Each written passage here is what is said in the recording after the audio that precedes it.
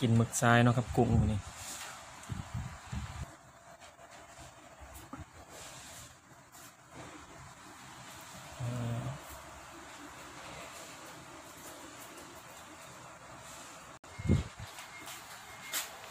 จอกโอ้จับใส่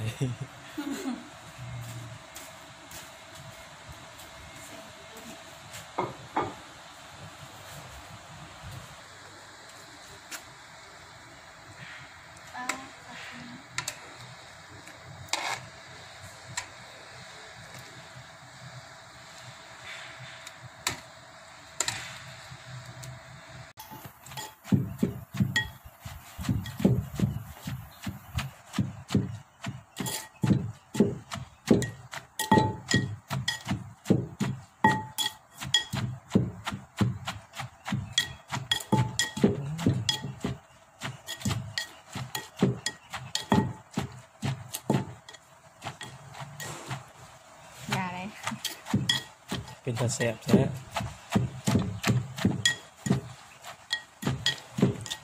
โอ้ทำได้แตก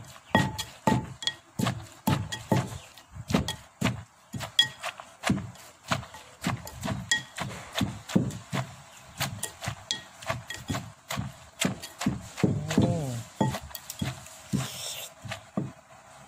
ซิมเบิ้ง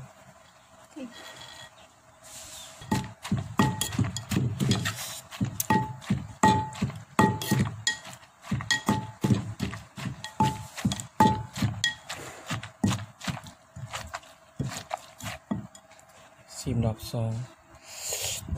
น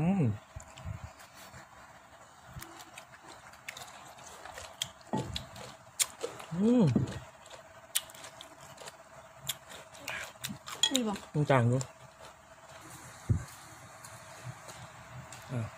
สำเร็จเป็นที่เรียบร้อยเนาะ